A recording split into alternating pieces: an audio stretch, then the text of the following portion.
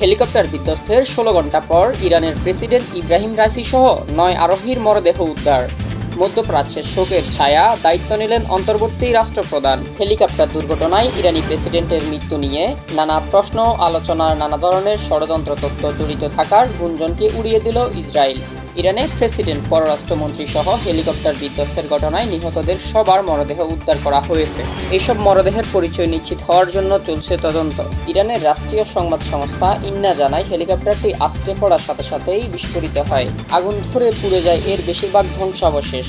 আগুনের তীব্রতা এতই বেশি ছিল যে দেহাবশেষ শনাক্ত এবং উদ্ধার কাজ করা কঠিন হয়ে পড়েছে। বিধ্বস্ত হওয়ার ১৬ ঘণ্টা পর সোমবার সকালে দুর্গম পাহাড়ি জঙ্গলে শনাক্ত করা হয় হেলিকপ্টারটির ধ্বংসাবশেষ। ইরান আনুষ্ঠানিকভাবে জানায়, প্রেসিডেন্টকে বহনকারী উড়োযানটির কেউই বেঁচে নেই। হেলিকপ্টারে আরও ছিলেন ইরানের পররাষ্ট্রমন্ত্রী হোসেন আমির আবদুল্লাহিয়ান, গভর্নর মালিক রহমাতি সহ আরও ৮ জন। প্রেসিডেন্টের মৃত্যুর খবরে ইরান জুড়ে চলছে শোকের মাতম। ৫ দিনের রাষ্ট্রীয় শোক ঘোষণা করা হয়েছে দেশটিতে। হঠাৎ দুর্ঘটনায় দেশের প্রেসিডেন্টের এমন মৃত্যু কেউ মেনে নিতে পারছেন না ইরানের সাধারণ মানুষ। রোববার ইব্রাহিম রাইসির মৃত্যুর খবর নিশ্চিতের আগে তাকে জীবিত ফিরে পেতে দেশ জুড়ে প্রার্থনার আয়োজন করা হয়। পথে পথে তাসবিহ, জায়নামাজ সহ মোনাজাতে হাত তুলতে দেখা যায় লক্ষ লক্ষ ইরানের সাধারণ মানুষকে। তার দীর্ঘ সময় সন্ধান না মেলায় বাসাবাঁধে নানা সংকট। সোমবার সকালে মরদেহ উদ্ধারের মাধ্যমে সত্যি হয় সেই সংকট। ইরানের সর্বোচ্চ ধর্মীয় নেতা আয়াতুল্লাহ খামেনির উত্তরসূরি মনে করা হতো প্রেসিডেন্ট ইব্রাহিম রাইসিকে। ফলে হেলিকপ্টার বিধ্বস্ত হয়ে তার এই মৃত্যুকে দেখা হচ্ছে ইরানের জন্য বড় এক ধাক্কা হিসেবে।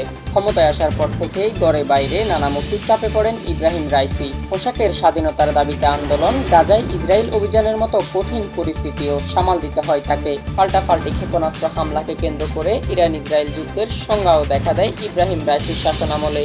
ইরানের আইন, সংবিধান এবং ধর্মীয় বিশ্লেষক হিসেবে পরিচিত ইব্রাহিম রাইসির পেশাদার জীবন শুরুই হয় প্রসিকিউটর জেনারেল হিসেবে, তাও মাত্র ২০ বছর বয়সে। ১৯৮৯ থেকে ১৯৯৪ সাল পর্যন্ত ইব্রাহিম রাইসি তেহরানের প্রসিকিউটর জেনারেল হিসেবে দায়িত্ব পালন করেন। ২০০৪ সাল থেকে তিনি এক দশক জুডিশিয়াল অথরিটির উপপ্রধানের দায়িত্ব পালন করেন। ২০১৯ সালে তাকে বিচার বিভাগের প্রধান নিযুক্ত করেন দেশটির সর্বোচ্চ ধর্মীয় নেতা আয়াতুল্লাহ খামেনি। মূলত তখন থেকে ইরানের গার্ডিয়ান কাউন্সিল এবং সর্বোচ্চ ধর্মীয় নেতার ঘনিষ্ঠ জন হিসেবে পরিচিত পান ইব্রাহিম রাইসি। পরবর্তীতে ৮৮ সদস্যের বিশেষজ্ঞ সভার ডেপুটি চেয়ারম্যান হিসেবে নিযুক্ত হন তিনি।